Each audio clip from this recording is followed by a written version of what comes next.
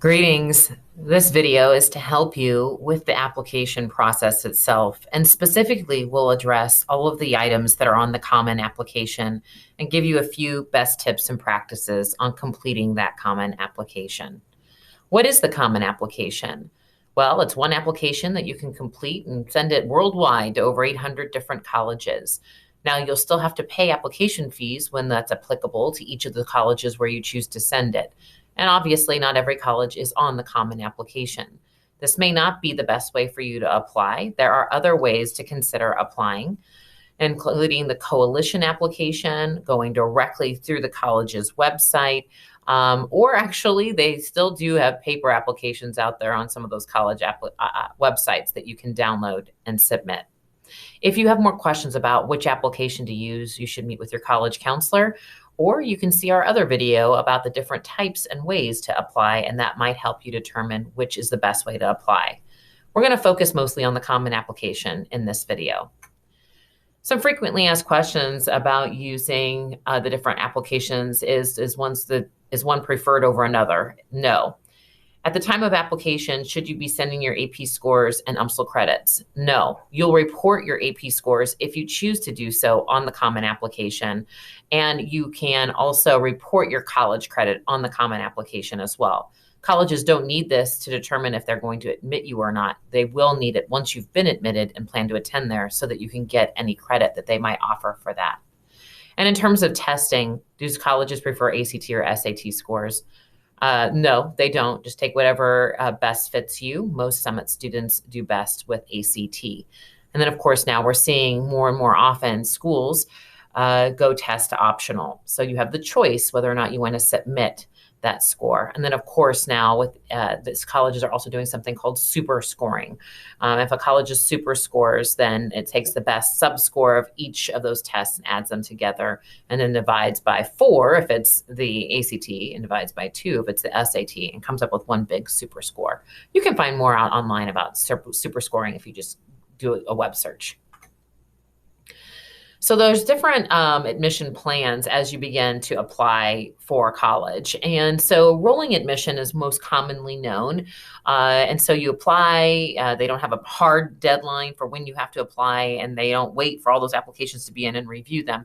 They basically, you apply, you send all your admissions materials, and then they, on a rolling basis, review that and admit you. And usually that's within a couple of weeks. University of Missouri or Mizzou and other public schools like them usually admit on a rolling basis. Not all public schools are this way. And then their final application deadline usually will be sometime in the late summer or early fall, right before classes start. Now, if you look at early decision and early action, these are for more selective schools, schools that have an actual deadline. Once all the applications are in, they start reviewing them. They won't release them until a date later, and they'll usually give admissions decisions of admit, deny, or they might defer you to the next round of applications, which would be regular decision. So with early decision, that is a binding contract. And if you apply early decision, you can only apply early decision to one school during that early decision application deadline. Typically, early decision deadlines are early, like November 1st. And sometimes you'll have an early decision 2 round a little bit later. You'll also find out if you apply early decision in November that you will find out your admissions decision usually by December. If you're applying early decision or regular decision, you usually won't get your admissions decision until later in spring, late March or early April. And so also with early decision and early action, the difference is early action is not a binding agreement between you and the college. So early action is you're just applying early and finding out early if you've been admitted. Some schools might have some restrictions on that early action. For example, they may only let you apply early action to their school, but you can't apply early action to any other private schools, but you can apply early to other public schools. You are not bound to attend there if you apply during the early action. You're just simply applying early to find out if you get admitted early. Make sure you talk through this with your college counselor, and might want to use these on your first choice schools that you really want to go to. Regular decision is used by schools who want to review all their applicants before giving an admissions decision. They're molding and shaping their incoming class based on a variety of factors. Decisions are released all at one time. And again, like I said, late spring. What I want to make you aware of is be sure you're aware of all the deadlines and what's required for each of the schools for each of the deadlines where you're applying. If you do apply early decision, that binding decision, an agreement is signed by you, the student, and it is signed by the parents, and it is signed by your college counselor, stating that you understand what the binding terms are of that early decision contract. Just to go back a second, there are more details here. And so it'll take you out. If you go, College Board has a great early decision and early action description of what I've just gone over in terms of the difference between early decision and early application, as well as some tips about who should be applying early and some benefits of each of those options. So let's take a look at the Common Application, and I'll get into it with you. And overall, it's going to have general information about you. There is an essay portion of it. Not all Common App schools require the essay. And then some schools will have supplemental questions. There is a FERPA waiver on there, and some schools might require letters of recommendation. So let's take a look at the Common Application. You'll want to create an account on commonapp.org. They also have an app you can download onto your smartphone to complete the application. I find it easier on a desktop or laptop. So once you create an account, and I recommend you use an email address that you check. Keep in mind your school email will cease to exist after you graduate. So once you've created that account and you use an appropriate email, you will log in as a first-year student. And let's take a quick look at the application. So overall, these are the schools on my list. First things first, you'd want to go to a college search, and you can type in any college that you want on here, and it will pull it up, and there'll be a little plus sign. You'll click that, and it'll add it to your list. I have a green check mark here next to University of Missouri, Columbia, because I already have it in my list, and you'll just keep going through, et cetera, et cetera. The big general overview here is you can see all the colleges that are in your list here under your dashboard. You can see what all the requirements are by clicking here, and it'll give you a nice little grid of what all the requirements are for each of the universities that are actually in my colleges only. And then overall, the Common App, with all the questions that we talked about on it, the general questions, essays, all that is right here. And then there'll be separate questions, and where you'll submit your Common App will be over here under My Colleges. So let's go ahead and start with the Common App tab. You can see profile information. It's just going to ask general information about me, where I live, my family, general information, and then it gets into education. Things that you'll need to report: any high schools you've attended, if it's a boarding school, when you're graduating, if there were any other high schools you've gone to. This is where you would report colleges that you've attended, not AP reports and AP scores, but if you got any dual credit, like from University of Missouri, St. Louis, or maybe you attended the community college and got some credit while you were in high school, this is where you'd report that. And so dual enrollment, I did it from August to December, obviously no degree earned. And that's where you would report colleges. And that's important because then colleges know to look for a college transcript later. If you're planning to bring in some credits, they like to have a heads up on that. So this is where you'll report what size your graduating class is. We are a non-ranking high school, and we do report a weighted GPA on a 4-point scale. And you can see how that's completed. And then, and importantly, most all applications, but also the Common App, asks what are the current classes you're in. So for your senior year, or the current year you're in, you're applying to college, usually that is your senior year, you are going to report your first semester and second semester classes. And you can see it asks me to choose a subject as well as the course name, and then what type of class or level it is. And here are the different options. Most of your classes at Summit are going to be regular or standard, or college prep if it's like a college lit class or something like that. And so you can kind of see that, all the different options. When in doubt, let us know if you have questions. I'd indicate that's a full year or first semester, second semester, and then I move on and it goes through. So at the beginning, I had to choose how many classes. So again, remember to report your first and second semester courses. If you need help figuring out what you're taking second semester, you don't have that information, stop by the counseling office and see one of the secretaries and see if they can help you. When it's listing honors, the honors section is really just about academic honors. So on my application, I put I'm a National Merit semifinalist. Some of you might have taken AP exams. It might be AP Scholars. You can check that on College Board. Honor roll is certainly something you can report here. So things that would be in addition, like an honor that's academic. Maybe you got an academic award for athletics and you want to report it here. You can only put 5 things. You don't have to put anything here. It's just an option. And you don't want to repeat anything here that you actually already have on your activities list. We'll talk about the activities list in just a minute, but don't repeat anything twice on your application anywhere. You've only got a really short amount of time, and they have a really short amount of time to read the application. So let's be concise. Most of you will not be using community-based organizations, so that's 0. And then future plans is just lets you indicate what you plan to study and if you plan on going to grad school and different things like that. Testing is interesting because this is where you can choose if you want to report testing. Now, let's say you've got an ACT or SAT score you're really, really proud of, and you fall within that middle 50% of what the colleges are accepting, and you want to report it, then you can totally self-report your ACT on here. And if you do that, then what you do is you say, I want to report my ACT scores. I also want to report my AP subject test because I did really good on them. I got 4s and 5s in them. And so you scroll down and then you would report them in each of these respective areas. What's interesting about ACT is it will ask you how many pass scores do you want to report? How many are you going to be taking in the future? And when is that going to be? You list your highest score, a composite, the date you got it, English. It's almost like a super score kind of thing on here that you go ahead and list. And then it goes on to your AP subject tests as well. If for some reason this only allows you to put in 15 AP tests, we have in the past, believe it or not, we've had Summit students who had taken more than that, and I'll show you where to put that, but let me know if you have run into that question or that issue on your common application. All right. The activities list. The activities list lets you list to 10 different activities you've been involved in.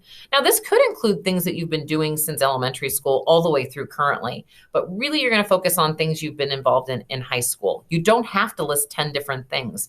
Keep in mind, they've only got a limited amount of time to read your application, and you want to put your best foot forward. So I recommend you get things put in here. You can always rearrange them based on these arrows that we find on the right-hand side.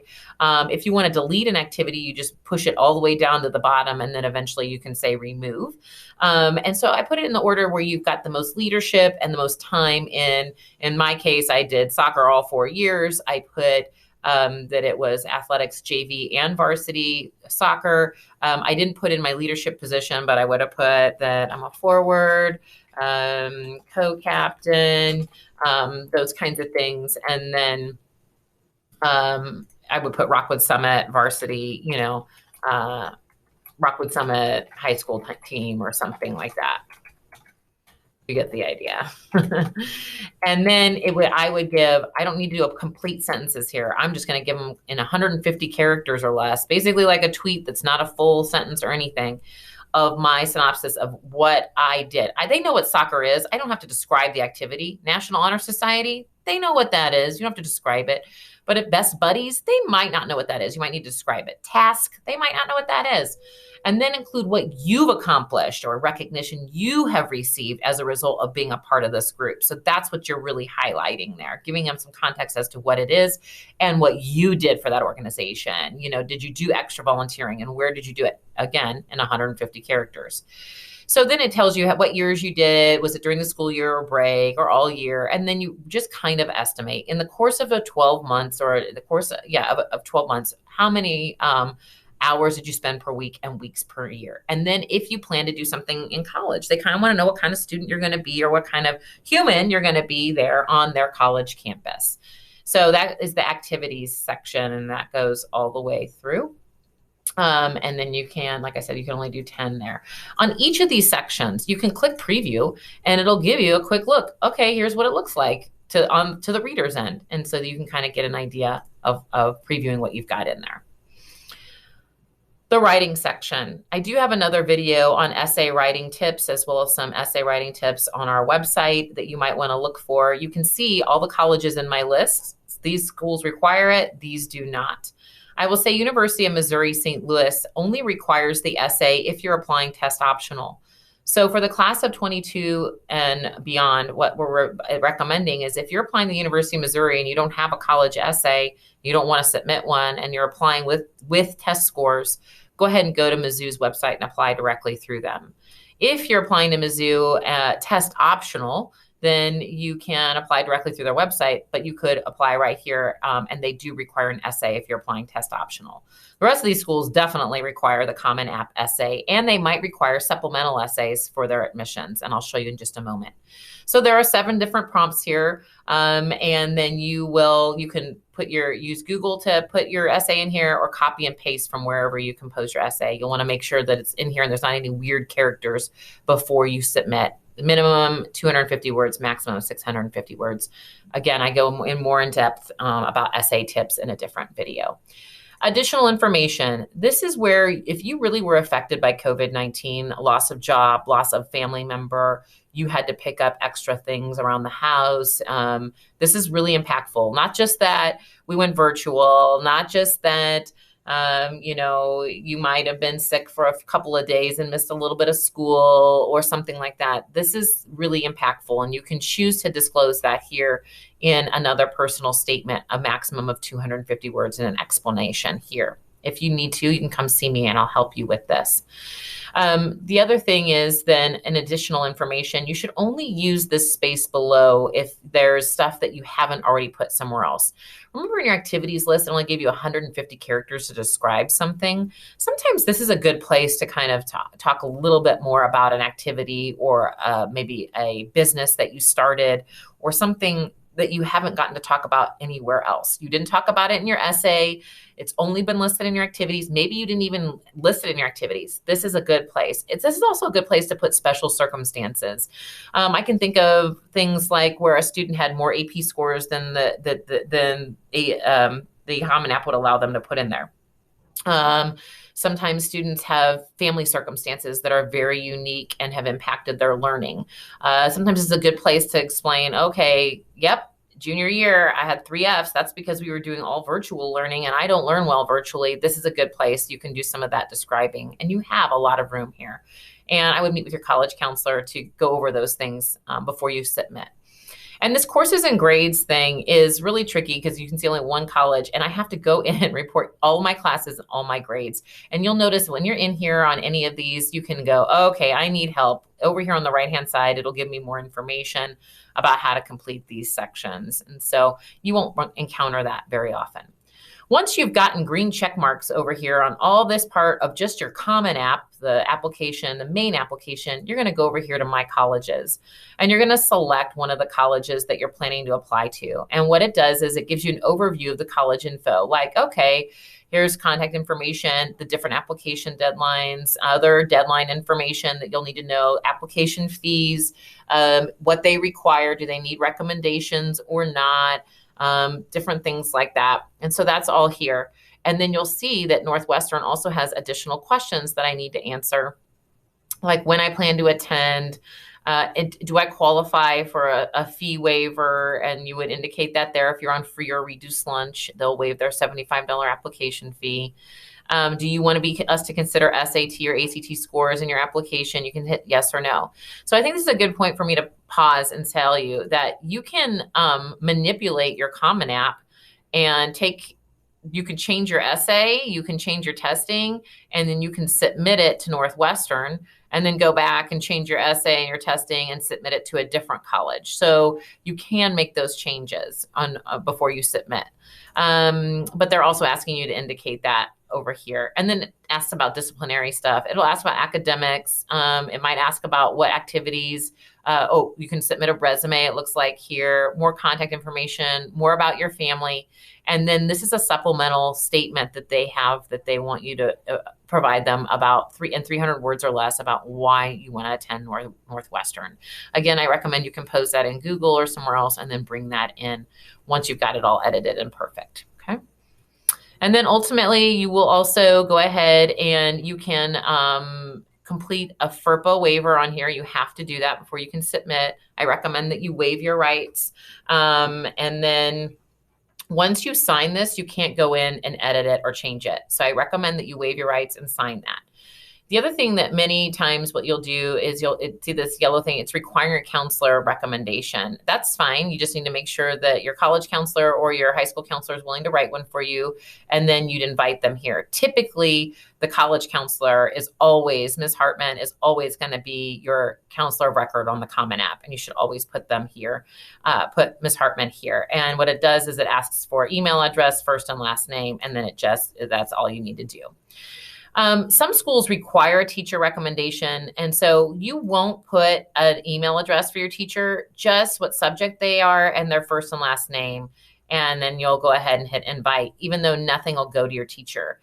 And the reason is your teacher doesn't need to put their letter in Common App. What they're going to do is they're going to put that in SCORE, and we'll send that in SCORE with your transcripts and your counselor letter. So this is just a little trick and a workaround with Common App. Okay. And then you'll notice that this school also accepts other recommender. So typically Summit students will do an other recommender for a coach or maybe an employer or something like that. And in this case, if it's somebody who doesn't work at Rockwood Summit High School, then you would want to invite your other recommender and they would submit it directly through Common App. Now, once you're finished with all of that, you will be able to review, and you can see I haven't completed all my sections, so I can't review it. You'll be able to review your application and pay your application fee and click submit. And that is the nuts and bolts of the Common application. 3 main tips to be successful: start early, get help with your essay or essays, make sure that they're getting proofread. Check out our essay tips video, and know your deadlines. Make sure you know where you're applying and what the deadlines are and what is required or needed for each of those college applications. And if you need letters of recommendation, who are you going to ask? How many should you send? Do you know, have you told your recommender to upload those into SCORE? And make sure you follow up with them, especially if you've got a deadline. You can monitor when things have been sent in SCORE. And then make sure you follow up with a nice thank you. We have a separate letter of recommendation tips on our website, as well as videos to help with that. Overall, you submit your application, make sure you're sending your transcripts and test scores when applicable, and then you'll wait for a decision.